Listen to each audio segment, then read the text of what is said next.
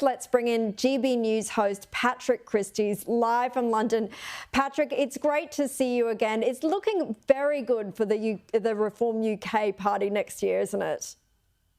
Well, it absolutely is. Shock horror. If you decide to put your own people first, it turns out that you do quite well. Reform needs to get 131,000 members to beat the Tories, and they're just a few thousand off that now. They're nearly there. They're doing very well in the opinion polls as well. They've overtaken Labour, the current government of the day, and they're just 1 or 2 points behind the Conservatives as well. Something really interesting is happening, though. The 16 to 25-year-old age demographic are veering to the right, which is quite an interesting thing to happen, isn't it? And the Prime Minister is so scared of what he's seeing when it comes to reform that he's decided to cancel some local elections. We were supposed to have local council elections. He's booted them back for another 2 years, which is interesting, really. And they're about to get a load of money in as well. Elon Musk is going to donate to reform. Nick Candy, who is married to, and I hope she doesn't mind me saying this, one of Australia's quite literally finest exports, Holly Valance.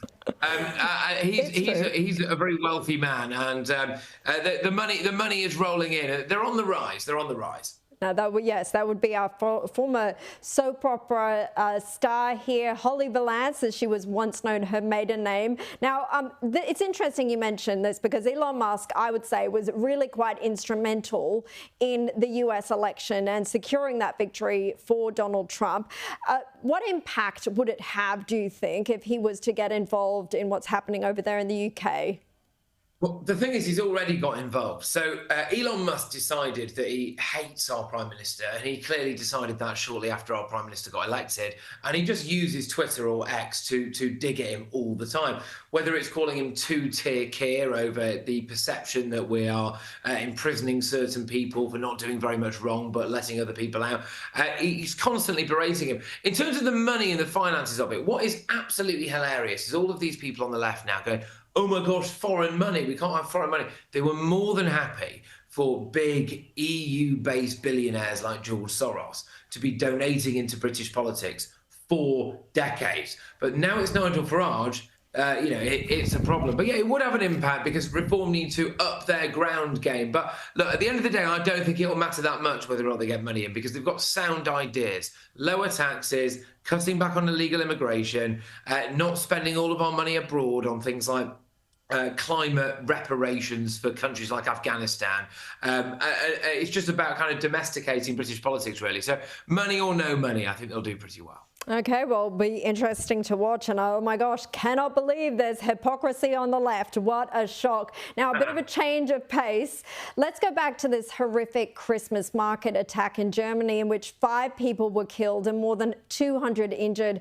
Patrick, there's been warnings over in the UK about this increased terror threat as well. Oh, yeah, absolutely. So we are being told that you need to watch out when you go to a Christmas market. We've got armed police now at pretty much every single Christmas market in every single town. We've got these bollards everywhere as well, just in case somebody decides that they want to try to drive into a crowd. We're also being told to watch out going to pantomimes or theatre productions, which is quite worrying. The issue is, fundamentally, the issue is from our intelligence services that they say that the threat of ISIS and Al-Qaeda in Europe is back. It's well and truly back. So this is a massive problem. The irony is that the biggest Christmas market in Britain, we're not allowed to call a Christmas market. We have to call it a winter get-together, just in case it offends anyone who doesn't celebrate.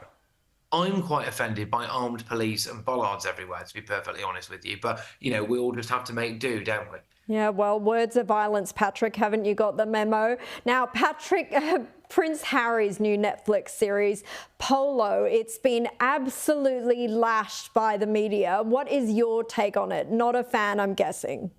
Well, not a fan, mainly because I don't quite understand exactly what it is. So Meghan and Harry are barely in it. Obviously, the whole point of Polo is that royals play it. They've decided not to include Art King or anyone else that actually matters. It's kind of very oddly put together. The average star rating for this is 2 stars, I think, and it's not made the Netflix top 10 in any single country, I don't think. So I think it could well be one of the last ventures for Harry and Meghan. They've been the executive producers of this, although exactly what they've done, I'm not quite sure. Yeah, it's a bizarre thing that they've decided to do, really, which is for a couple that likes to go out and hold the hands of poorly people in Africa and, dig wells for people and do all of that stuff. Seems really bizarre that you'd be associating yourself with the most elitist, flagrantly expensive sport that the world has to offer. But they've decided to do it nonetheless, even though they're only in it right at the end. Very weird stuff from Harry and Meghan. Oh, look, I'm hoping we hear a lot less of them in 2025 on that basis.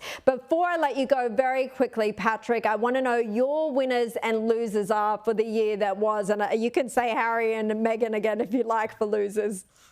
That's all right. Okay, so my loser is going to be Keir Starmer, our Prime Minister. He's tanking in the polls. He's just lied his way to Downing Street, actually. It's been an absolute shocker. He left pensioners to freeze, farmers to starve.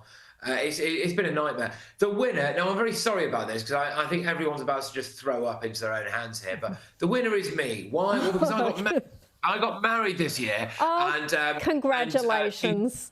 She's just over there. Oh, so wonderful. if I didn't say because of that, then she'd hit me. Yeah, very good advice. Very, very good sense you've got. Patrick, Christys, congratulations. Merry Christmas.